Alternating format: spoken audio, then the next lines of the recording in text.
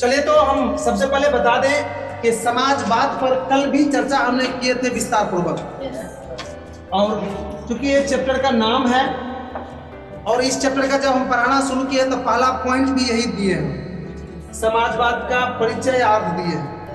इसलिए कल इस पर बहुत विस्तार पूर्वक हमने चर्चा किए थे और आज हम संक्षेप में बताने जा रहे हैं कि समाजवाद एक विचारधारा का नाम है। समाजवाद एक विचारधारा का नाम है जिसके अंतर्गत किसी एक व्यक्ति का नहीं बल्कि पूरे समाज के विकास की बात की जाती है। उसी विचारधारा का वो कहते हैं समाजवाद। और इस विचारधारा के समर्थक, इस विचारधारा को मानने वाले सरकार अपने देश में, अपने समाज में अपना विकास की बात नहीं करते हैं, बल्कि पूरे देश, पूरे समाज, पूरे विश्व की विकास की बात करते हैं।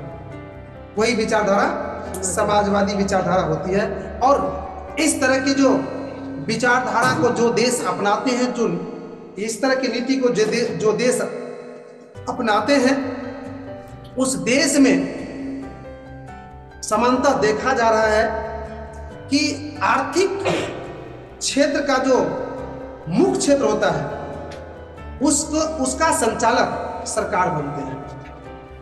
आम व्यक्ति को बनने का प्रावधान नहीं रहता है। जैसे मैं बता दूं, किसी भी देश के जो आर्थिक गतिविधि का मुख्य केंद्र, मुख्य क्षेत्र होता है, वो उद्योग होता है। तो उद्योग का मालिक इस तरह की नीति अपनाने वाले देश में सिर्फ सरकार रहते हैं। आम लोगों को उद्योग खोलने का प्रावधान नहीं रहता। तो वही है समाजवादी विचारधारा अर्थात समाजवाद क्या एक विचारधारा का नाम है जिसके अंतर्गत एक व्यक्ति का नहीं बल्कि पूरे समाज के विकास की बात की जाती है। उसी को कहते हैं समाजवाद कहते हैं। और वैसे आज दुनिया में हर एक नेता, हर एक देश और हर एक सोशल वर्कर इसका अनुसरण करते हैं। और भले ही अधिकांशतः लोग दिखावा के लिए करते हैं, लेकिन आंतरिक कुछ और सोच होता है। लेकिन दिखावा के लिए ये लोग निश्चित रूप से इस शब्द का प्रयोग करते आ रहे हैं। और मैंने बताया था कि इस शब्द की उत्पत्ति 19वीं शताब्दी के आरंभ में, लगभग मैं बता दूं 1827 के आसपास की बात कर रहा हूँ। 1827 के आसपास इस शब्द की उत्पत्ति यूरोप महादेश के फ्रांस में हुआ था। वहां हुआ था इस शब्द, लेकिन इसका उपयोग कहाँ हुआ था? रूस में किया गया। और कब? 1918 ईस्वी को लेनिन ने इस विचारधारा को एक अलग रूप प्रदान किया और इस विचारधारा पर आधारित सरकार का गठन किया। और फिर इस विचारधारा पर आधारित जो सरकार का गठन हुआ तो उससे रूस को काफी लाभ पहुंचा था। अभी तक रूस में इसी विचारधारा पर सरकार गठित है। अर्थात रूस के अधिकांशतः उद्योग जो है वह उद्योग सरकारी है, वहाँ प्राइवेट उद्योग कम है। जहाँ भी इस तरह की अर्थव्यवस्था है वहाँ पर इसी तरह की सिस्टम है। इसके विपरीत पूंजीवादी अर्थव्यवस्था है। मैंने कल भी चर्चा किया, पूंजीवादी जहाँ है तो वहाँ डायरेक्ट उल्टा कि उद्योग के मालिक बनने का प्रावधान सीधा निजी व्यक्ति को होता है, सरकार उद्योग नहीं खोल सकता, डायरेक्ट उल्टा। तो इस पर कितना बोलेंगे तो मेरे भाई सटेगा नहीं, इसलिए आप लोग 10th में हैं, शायद मैंने जितना बोल दिया आपके क्लास के लिए इनफ है। इससे ज़्यादा बोलेंगे तो ऊपर से निकल जाएगा, नहीं। चलिए इसलिए इसको हम नोट कर दिया था, नहीं क्या जाए नोट। देखिए, समाजवाद एक विचारधारा का नाम है जिसके अंतर्गत व्यक्ति विशेष का नहीं, जिसके अंतर्गत व्यक्ति विशेष का नहीं बल्कि पूरे समाज के विकास पर जोर दिया जाता है, बल्कि पूरे समाज के विकास पर जोर दिया जाता है। इसके इस तरह की व्यवस्था जहां रहती है वहां उत्पादन के साधन पोस्ट में उद्योग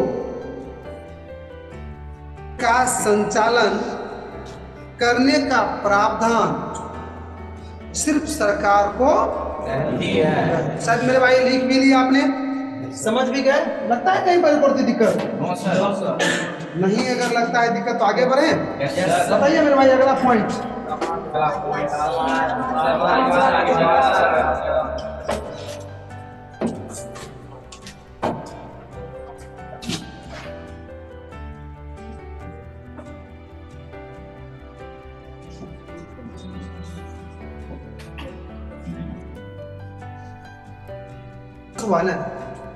तो इस विकास को विद्वानों ने दो चरण में बांटा, दो स्टेप में बांटा। वो स्टेप सुन लीजिए। एक बीच में कौन सा ऐसा चीज है जो इसको दो स्टेप में बांट रहा है, वो है कार्ल मार्क्स। कार्ल मार्क्स मेरे भाई, ये बीच में एक व्यक्ति आया है और यही व्यक्ति ने समाजवादी विचारधारा को दो तरह का बना दिया। अर्थात मैं बता दूं, कार्ल मार्क्स के आने से पहले, इसके एंट्री लेने से पहले तथा समाजवादी विचारधारा पर इसके थॉट आने से पहले, इसके उसमें प्रवेश होने से पहले, उसके नेता बनने से पहले जो समाजवादी विचारधारा था उसको कहा जाता था यूटोपियन समाजवाद विचारधारा। क्या कहा था मेरे भाई? यूटोपियन। इससे पहले को यूटोपियन समाजवादी। यूटोपियन और यूरोपियन और मेरे भाई वो चीज अलग हो गया। वो यूटोपियन का तात्पर्य यहाँ पर पुराना, और यूरोप का मतलब वहां पर क्या हो गया? एक महादेश, एक महादेश। तो यूटोपियन समाजवाद था पुराना समाजवाद। इसको दो तीन नाम से जानता है। इसको सिर्फ सुनिए बढ़िया, इसको स्वप्नदर्शी समाजवादी भी कहा जाता है। अर्थात इसके जो भी महापुरुष हैं, इसके जो भी समर्थक हैं, उसको स्वप्नदर्शी समाजवादी कहा जाता है। क्यों कहा जाता था वो बताएंगे। स्वप्नदर्शी मतलब सपना में देखने वाला। और इसके बाद जो आया, अर्थात समाजवाद का जो दूसरा रूप तैयार हुआ, तो कार्ल मार्क्स के आने के बाद समाजवाद का रूप क्या हुआ? चेंज। अर्थात समाजवादी विचारधारा का रूप चेंज हो गया। उस रूप का नाम पड़ा वैज्ञानिक समाजवाद। क्या नाम पड़ा? वैज्ञानिक समाजवाद। वैज्ञानिक समाजवाद। ये नाम पड़ा मेरे भाई। एक नाम ये है, यही हो गया दो, वैज्ञानिक समाजवाद। ये हो गया पुरान का, ये हो गया नव का, अर्थात कार्ल मार्क्स के बाद। अब देखिए दोनों में क्या क्या मैं बात कर रहा था। यूटोपियन समाजवाद को स्वप्नदर्शी समाजवाद भी कहा जाता है। अर्थात इसके जो समर्थक थे, नेता थे, वो सपना में देखा करते थे, कहा करते थे कि समाज का विकास तब होगा जब समाज में कोई किसी का शोषण नहीं करे। समाज का विकास तब होगा जब समाज में कोई किसी का शोषण नहीं करेगा। ये सिर्फ कहा करते थे, और शोषण नहीं करे इसके लिए कोई ठोस कदम नहीं उठा। प्लस वन में कौन लोग? ये लोग सिर्फ पेपर, पत्रिका, भाषण, कविता इत्यादि में ये चीज लिखा करते थे कि समाज का तब तक विकास नहीं हो सकता है जब तक कि समाज का शोषण नहीं रुकेगा, समाज में जो असमानताएं हैं वो खत्म नहीं होगी, आर्थिक असमानता के जो बहुत बड़े खाई हैं वो खत्म नहीं होगी। ये सिर्फ कहा करते। और वैज्ञानिक समाजवाद में क्या हो गया मेरे भाई? उसी बात को लागू करने लगा, उसी बात को कहीं लागू करके देखा जाने लगा कि क्या ये लोग जो कर रहा है उससे क्या समाज रियल में विकास करेगा। चला सुन, ये लागू करके देखने लगा। कौन? वो था कार्ल मार्क्स। और कार्ल मार्क्स कहीं लागू करके देख लेता था, अगर वो सफल हो गया तो उसको पूरा देश में पूरी जगह पर लागू करना शुरू कर देगा। तो वैज्ञानिक वाला बातें तो होता भाई। वैज्ञानिक शब्द आता है कहाँ आता है? निरीक्षण परीक्षण के लिए आता है। अर्थात निरीक्षण परीक्षण करके जो बात हो उसको क्या क्या है? अर्थात हम एक शब्द में कह सकते हैं, अगर संक्षेप में कहे तो हम कह सकते हैं, इसको दोनों को परिभाषा कर देंगे, दोनों को एक्सप्लेन करेंगे तो क्या कहेंगे जानते हैं कि कार्ल मार्क्स से पहले वाला जो समाजवादी विचारधारा था उसको यूटोपियन समाजवादी कहा है, यूटोपियन समाजवाद कहा है। कार्ल मार्क्स के बाद जो समाजवाद का रूप तैयार हुआ उसको लिखवा लिया तो लेकर दिया ना, क्या देते भाई घुमा देवे तो संदेश बन लिया, लेकिन समझने तो मूल चीज कहते सी जे ले। और इस चैप्टर में खेला इसी का है, किसका? अब कार्ल मार्क्स का खेला शुरू होगा। अब सब कुछ बताएंगे, शादी विवाह करना कैसे कुछ हो गया। अब अगला पॉइंट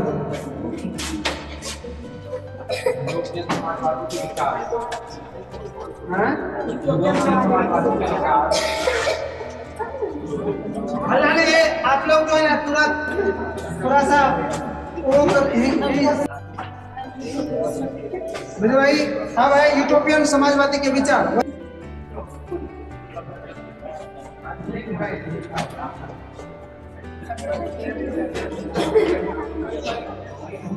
आप लोग का पता नहीं क्या हो गया आप लोग को, क्यों ऐसा लग रहे हैं आप गप शप देने लगते हैं आप मेरे भाई। तो यूटोपियन समाजवाद का विचार या कह देता है इसमें यूटोपियन समाजवादियों का विचार। तो यूटोपियन समाजवाद क्या है उसको अभी अभी आपने समझ ही चुके थे। पुराना का जो समाजवादी विचारधारा उसको यूटोपियन समाजवादी, या कार्ल मार्क्स के आने से पहले जो समाजवाद का रूप था उसको यूटोपियन समाजवाद। और इसके प्रमुख 3 समर्थक भी हैं, लुई ब्लान, और मैं थोड़ा सा याद दिला दूं आप लोग को याद दिला दूं, इसके जितने भी समर्थक हैं सभी फ्रांस के हैं सिवाय रॉबर्ट ओवन के। रॉबर्ट ओवन इंग्लैंड के रहने वाले, बाद में के जितने भी थे वो कहाँ के थे। तो सबसे पहले 1 नंबर में हम लोग जानेंगे सेंट साइमन का विचार, नहीं सेंट साइमन का विचार, मन का आप लोग भी लिख लो मेरे भाई विचार। तो सेंट साइमन का क्या विचार है एक बार सुन लीजिए तब लिखिएगा। सेंट साइमन का विचार था कि समाज को इस तरह से गठित किया जाना चाहिए, इस तरह से स्थापित किया जाना चाहिए, समाज में इस तरह से माहौल बनाना चाहिए ताकि समाज में जो एक दूसरे का शोषण होते हैं वह शोषण नहीं करे। शोषण समझते हैं मेरे भाई क्या होता है? किसी से गलत फायदा उठाना। गलत फायदा उठाने का मतलब होता है कि आप अपने ताकत के बल पर किसी को कम पैसा पर काम करा रहे हैं, इसका मतलब क्या कर रहे हो? उसका शोषण कर रहे हैं। तो कह रहा था कि समाज का इस तरह से गठन होना चाहिए। इसका कहना था समाज को इस तरह से गठित किया जाना चाहिए ताकि कोई किसी का शोषण नहीं करे, बल्कि प्रकृति द्वारा जो कुछ भी दिया गया है, हवा है, जमीन है, पानी है, जो कुछ भी है, इन चीजों का मिलजुल कर उपयोग करें। इसका विचार फिर से एक बार आप लोग भी दोहरा लीजिए। समाज को इस तरह से गठित किया जाना चाहिए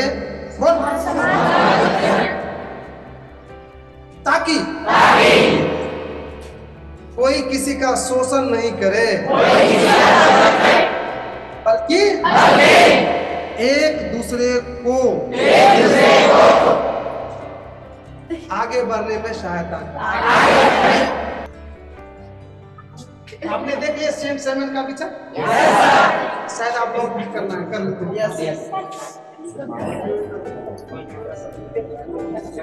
देखिए यह फ्रांस का रहने वाला था। इसका मानना था कि समाज को इस तरह से गठित किया जाना चाहिए ताकि कोई किसी का शोषण न करे, बल्कि प्रकृति प्रदत्त वस्तु का मिलजुल कर उपयोग करे। तो सेंट साइमन क्या कहे वो समझ में आ गया, कहाँ करने वाला था आगे। अब हम लोग दूसरा तो देखते हैं। दूसरा क्या है? लुई ब्लान। मेरे भाई एक बार सुन लो इसका, मेरे भाई सुना देते हैं, जो नेक्स्ट बचा है ना उसका सुना दो। इसका क्या कहना था वो सुन लो।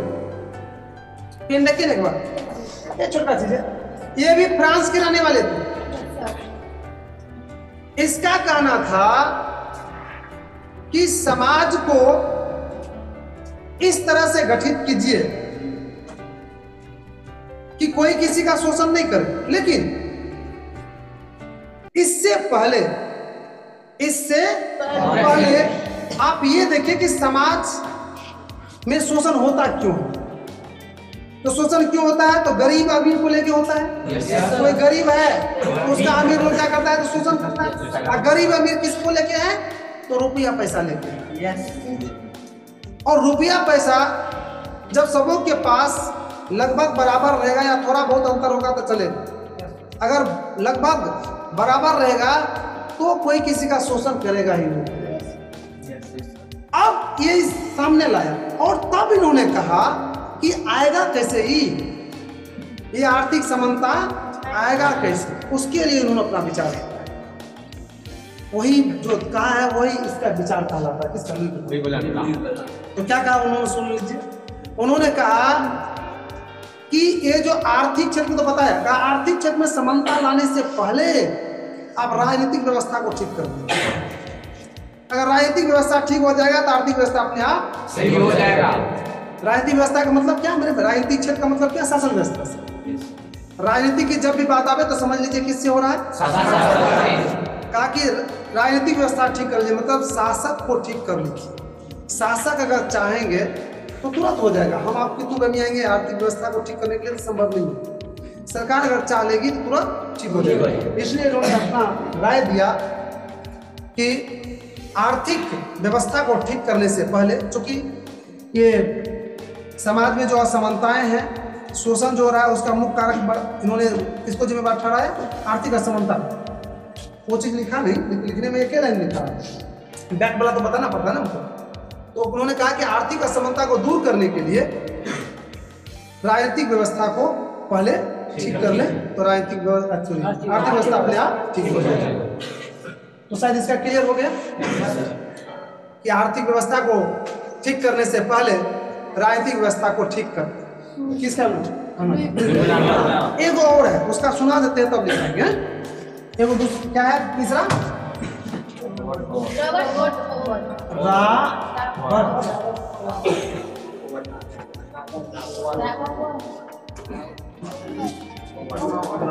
रावटोवन। मेरे भाई एक बार प्रयास रिलैक्स हो जाइए। ये जो स्टेटमेंट दिया है बहुत सोचने वाला स्टेटमेंट। मैं एक मिनट लूंगा टाइम। रॉबर्ट ओवन इंग्लैंड के रहने वाले थे। मैंने अभी भी कहा था कि जितने भी यूरोपियन समाजवादी थे सभी फ्रांस के रहने वाले थे, लेकिन रॉबर्ट ओवन अकेले थे। यह उद्योगपति थे, उद्योग के मालिक थे। इन्होंने क्या कहा वो सुनाते। कहा तो एक लाइन है लेकिन उसका मीनिंग बहुत है। इन्होंने कहा है कि संतुष्ट मजदूर ही वास्तविक मजदूर होते हैं। जब एक लाइन कहा, बताएंगे इसका विश्लेषण करते हैं। इन्होंने कहा कि संतुष्ट मजदूर ही वास्तविक मजदूर होते हैं। और इन्होंने कब कहा ये स्टेटमेंट, वो सुन लीजिए।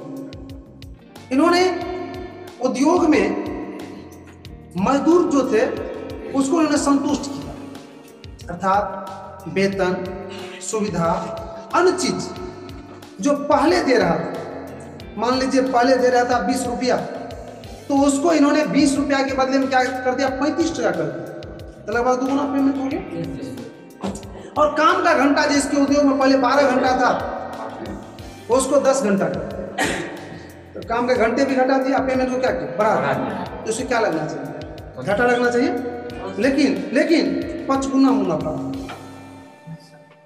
5 गुना मुनाफा। तब इन्होंने स्टेटमेंट दिया कि संतुष्ट मजदूर ही वास्तविक मजदूर होते हैं। अब सवाल है कि वास्तविक मजदूर किसको कहते हैं? क्या है आप लोग के बीच इसका जवाब है? वास्तविक मजदूर किसको कहा जाता है? जो ईमानदारी से काम करे। जो ईमानदारी से काम करे वो वास्तविक। और कोई वास्तविक मजदूर अपना दिमाग लगाइए, आप लोग वास्तविक मजदूर किसको कहा जाता है? जो पूरे लगन से काम करे। और कोई? चलिए, बहुत अच्छे कहे आप लोग, पूरे लगन से काम करें, ठीक है, यही सब है ही वास्तविक मजदूर का। लेकिन मैं एक छोटा सा देता हूँ, किसको कहते हैं वास्तविक मजदूर? मेरे अनुसार से वास्तविक मजदूर वो मजदूर है जो अपना घर में जिस तरह से काम करता है उसी तरह से आपके यहाँ भी काम करे तो क्या कहलाएगा? अब सवाल है कि वो अपने घर में, देखिएगा आपके यहाँ जो काम करता है ना, वो अगर भर दिन में काम करता है तो 1-1 घंटा वो अपना यहाँ काम कर लेता है। अब है कि वह वास्तविक मजदूर कैसे बनेगा? अपने घर के जैसे आपके यहाँ भी काम कैसे करेगा? तब करेगा जब आपके चीज से संतुष्ट रहेगा, आपके पेमेंट से, आपके व्यवहार से, आपके हर चीज से अगर संतुष्ट हो जाएगा तो आपके यहाँ जो काम करेगा वो अपने घर जैसे करेगा। अर्थात जो आपके यहाँ 1 दिन में काम होता है, 4 दिन में काम होता है, वो 1 दिन में कर देगा। पहले उसको आप संतुष्ट करके तो देखिए। तो देख लिया रॉबर्ट ओवन बिल प्लान कल लिखा देंगे मेरे भाई। आज की पढ़ाई को यहीं पर विराम।